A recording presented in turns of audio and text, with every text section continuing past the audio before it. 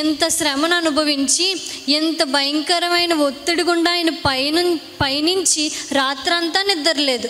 ఆ మొన్నటి రాత్రంతా నిద్రలేదు. ఆ రాత్రంతా ఎంతగానో దేవుడి మీద ఉమ్మి వేశారు, దేవుని చంప మీద కొట్టారు, ఎంతగానో గుద్దులాడేసి కొట్టేసి కొట్లాడేశారు దేవుణ్ణి. ఆ హింస తర్వాత ఇంత భయంకరమైన హింసను అనుభవించి సిలువ వేశారు. ఆఖరికి ఏం చేశారండి? దేవుణ్ణి సిలువ వేశారు కదా. సిలువ వేసిన తర్వాత దేవుడు సిలువ వేసేసిన తర్వాత అక్కడ ఉన్న సైనికులు అందరూ ఉన్నారు కదా, వాళ్ళందరినీ చూస్తూ ఇంత భయంకరమైన బాధను అనుభవిస్తూ ఆయన చెప్పిన మొట్టమొదటి మాట ఏంటండి? సిలువలో పలికిన మొట్టమొదటి మాట ఏంటో చూద్దామా? లూకా సువార్త 23వ అధ్యాయం 34వ వచనం. లూకా సువార్త 23వ అధ్యాయం 34వ వచనం. అంత బాధను భరిస్తూ దేవుడు చెప్తున్న మాట ఏంటో తెలుసా? తండ్రి, వీరేమి చేయుచున్నారో వీరెరుగరు గనుక వీరిని క్షమించుమని చెప్పాను. దేవుడు ఇక్కడ, చాలండి నా వైపు చూస్తారా, దేవుడు ఇక్కడ ఏం చేస్తున్నాడంటే అంత బాధను భరిస్తూ అంత శ్రమను ఓర్చుకుంటూ అంత కఠినంగా వాళ్ళు హింస పెట్టినా సరే వీళ్ళందరినీ దేవుడు తలుచుకుంటే వాళ్ళందరినీ ఏదైనా చేయగలడు. కానీ దేవుడు ఏం చేస్తున్నాడు తెలుసా? తండ్రి, వీళ్ళు ఏం చేస్తున్నారో వీళ్ళకి తెలియట్లేదు కాబట్టి వీళ్ళని క్షమించండి అన్నారు. దేవుడు ఆ మాటని హాయిగా ఉండి చెప్పాడా? ఏ బాధ లేకుండా చెప్పాడా? వాళ్ళతో ఎంత భయంకరంగా హింసించబడ్డాడు, వాళ్ళు ఎంతలా దేవుణ్ణి తిట్టారు, ఎంతలా అపహసించారు, ఎంతలా ఆయన శరీరాన్ని గాయపరిచారు. అంత గాయాలు పరిచిన వ్యక్తుల్ని దేవుడు ఏం చెప్తున్నాడు? వీళ్ళు ఏం చేస్తున్నారు వీళ్ళకి తెలియట్లేదు ప్రభువా, వీరిని క్షమించండి. అంటే వీళ్ళు ఏం చేస్తున్నారు? ఎవరిని కొడుతున్నారో, ఎవరిని తిడుతున్నారో, ఎవరిని అపహసిస్తున్నారో వీళ్ళకి తెలియట్లేదు. దేవుడు అంటున్నాడు, తండ్రి, వీళ్ళ అమాయకత్వాన్ని క్షమించండి, వీళ్ళ అమాయకత్వాన్ని క్షమించండి అని చెప్పి యేసయ్య దేవునికి ప్రార్థన చేస్తూ ఉన్నారు. ఇక్కడ ఇలాగా ఒక చోట చెప్తా ఉంటేనంట, ఒక చోట ఇలాగా సండే స్కూల్లో చెప్తున్నారంట. సండే స్కూల్ టీచర్ చెప్తూ ఉంటే ఆ సండే స్కూల్లో ఒక బాబు లేచి, ఒక అబ్బాయి లేచి అన్నాడంట, అక్క, ఆ సైనికులు కానీ నాకు దొరికారనుకో వాళ్ళ పని అయిపోయినాక శుభ్రంగా చితక్కొట్టేద్దని అంటున్నాడంట. వాడు ఏం చేయాలి? రోజు దేవుణ్ణి వాడు కొట్టకుండా ఉంటే చాలు, సైనికులు వెళ్ళి కొట్టవసరం లేదు, వీడు కొట్టకుండా ఉంటే చాలు, అంతే కదా. మనం చాలామంది ముసలి వాళ్ళు ఉంటారు కదా, ఈ మధ్యన శ్రమ దినాలు కదా, సిలువ ధ్యానాలు కదా, ఈ మధ్యన టీవీలో అన్నీ ఏ పాటలు వస్తాయండి? సిలువ పాటలు వస్తూ ఉంటాయి. సిలువ పాటలు వచ్చినప్పుడు ముసలోళ్ళు చూస్తారు కదా, కొంచెం మంది చూసినప్పుడు యేసయ్యని సిలువ కొరడా కొడతారు కదా, అమ్మో దొంగోడు కొట్టేస్తున్నాడు, అమ్మో ఎలాంటోడు అని చెప్పి ఆ సైనికుల్ని చాలా దారుణంగా తిడతారు. మీరు ఒకవేళ చూసి ఉంటారేమో ఎవరి దగ్గరైనా, రియల్గా చాలా ఇదిగా తిడతా ఉంటారు.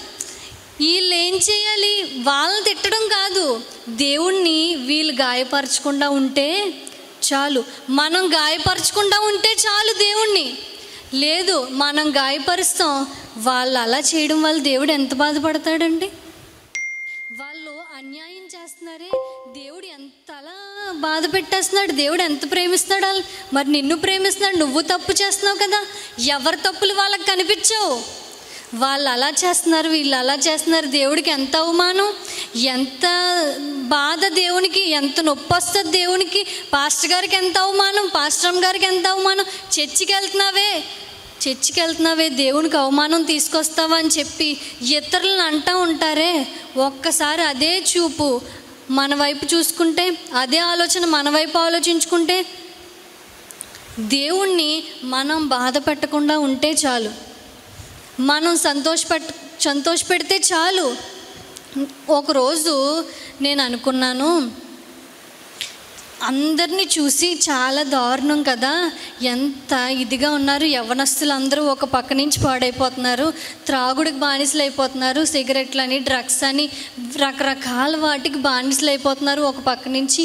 ఇంకొక పక్క నుంచేమో దొంగ వ్యాపారాలు, ఇంకొక పక్క నుంచేమో ఏవేవో చేస్తూ పాపంలో ఎంతలా మునిగిపోతున్నారు కదా. దేవుడికి వీళ్ళందరినీ చూసి ఎంత బాధ వచ్చేస్తుందండి. నాకు వీళ్ళందరినీ చూసి వీళ్ళందరినీ తలుచుకుంటూ ప్రార్థనలో బాధ వచ్చేసి ఏడ్చేస్తున్నాను అనమాట. అప్పుడు దేవుడిని అడిగాను, తండ్రి వీళ్ళందరినీ చూసి నాకే ఎంత బాధ వేసేస్తుంటే నీకెంత బాధగా ఉంటుంది ప్రభా, నీకెంత నొప్పిగా ఉంటుంది, నీకెంత ఏడుపు వచ్చేస్తుంది ప్రభా అని దేవుడిని అడిగితే దేవుడు ఏమన్నాడు తెలుసండి, వీళ్ళందరూ బాధ పెట్టిన బాధ నేను మర్చిపోవాలంటే మీలాంటి వాళ్ళు నన్ను సంతోషపెడితే ఆ సంతోషం ద్వారా వీళ్ళందరూ పెట్టిన బాధను నేను మర్చిపోగలను. అంటే మనం దేవుణ్ణి సంతోషపెట్టడానికి చూడాలి. ఇక్కడ మనం చెప్పుకున్నాం కదా, దేవునికి 150 అడుగులు లోతున గాయాలైనవి, 150 గాయాలైనవి అని చెప్పుకున్నాం కదా. అలాంటి గాయాలు మనం రోజుకి ఎన్ని చేస్తున్నాం దేవుడికి? ఎన్ని కొరడా దెబ్బలు కొడుతున్నాం దేవుణ్ణి? ఎంతలా గాయపరిచి హింస పెడుతున్నాం దేవుణ్ణి? అయినా సరే ఆయన ప్రేమ మనల్ని క్షమించడానికి సిలువకెక్కింది. ఆయన దయ మనల్ని క్షమిస్తానే ఉంది. ఇప్పటి వరకు మనం పుట్టిన దగ్గర నుంచి ఇప్పటి వరకు ఎన్నో పాపాలు చేసాం, ఎన్నో దేవునికి ఇష్టం లేని పనులు చేసాం. అయినా సరే క్షమించుకుంటానే వచ్చింది. ఏ ఒక్కరోజు మనల్ని విడిచిపెట్టలేదు, మన దగ్గర గివప్ ఇచ్చేలేదు, అంటే వదిలేలేదు మనల్ని. ఎప్పుడు ఇదే చేస్తారు, ఎప్పుడు ఇలాగే ప్రవర్తిస్తాడని చెప్పి మన మీద ఆయన దృష్టిని విడిచిపెట్టేసి ఆయన దృష్టిని మళ్ళించుకోలేదు మన వైపు నుండి.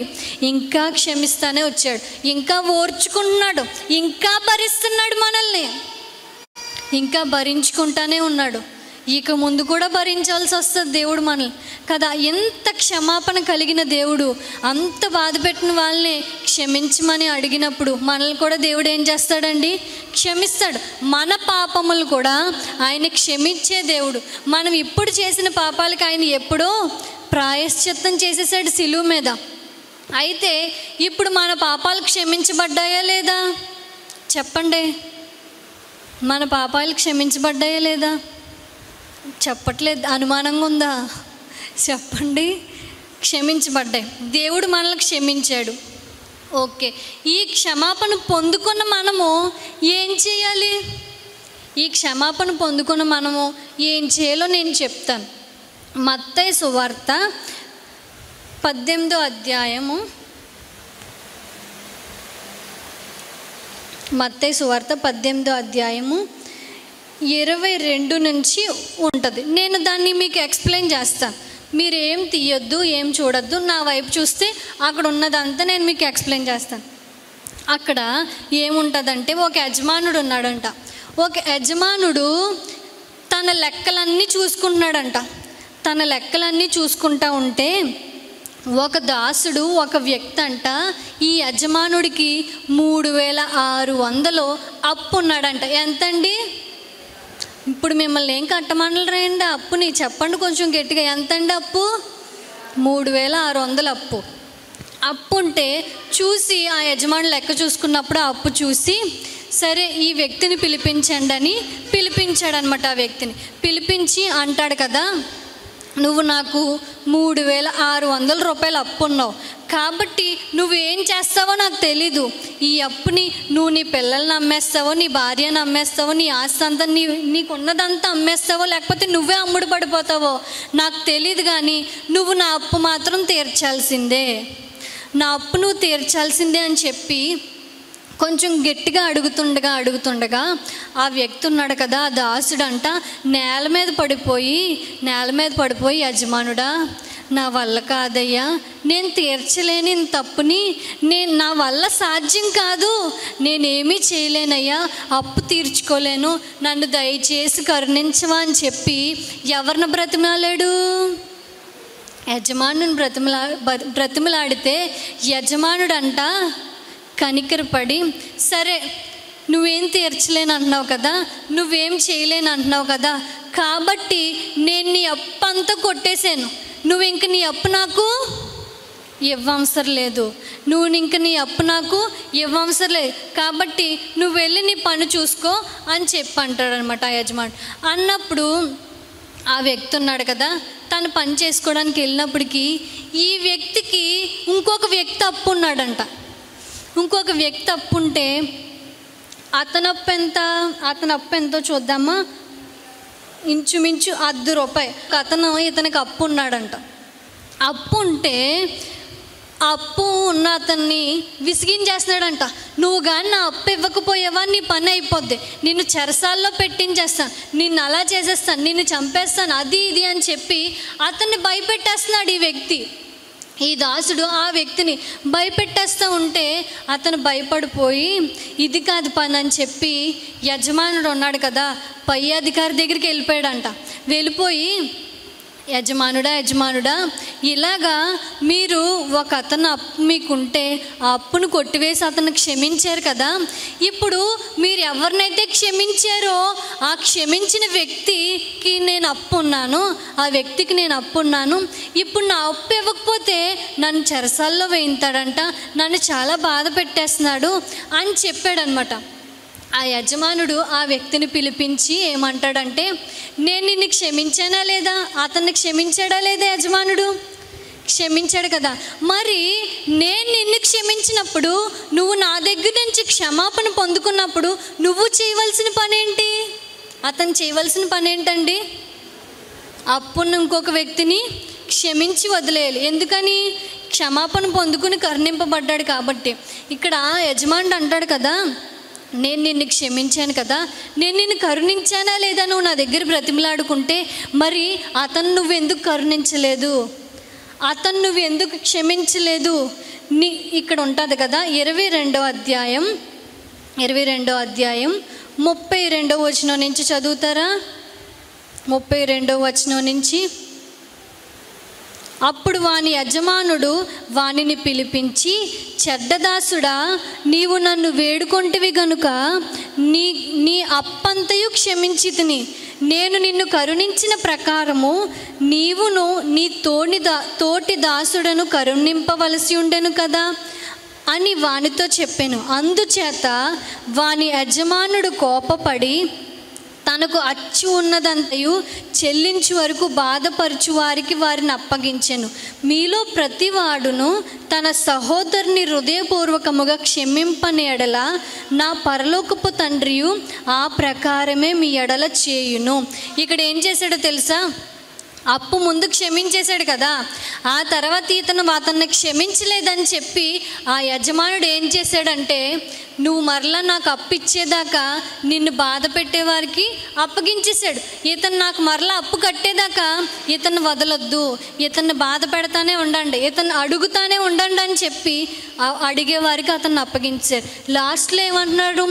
మీ పరలోకపు తండ్రి మిమ్మల్ని ఎలా అయితే క్షమించాడో మీరు కూడా హృదయపూర్వకముగా మీ తోటి దాసుల్ని క్షమించండి. ఇక్కడ ఈ క్షమాపణ పొందుకున్న మనం కూడా అక్కడ దాసుడి వల్లే క్షమాపణ పొందుకున్నామా లేదా దేవుని దగ్గర నుంచి? ఆ క్షమాపణ పొందుకున్న మనము ఏం చేయాలి?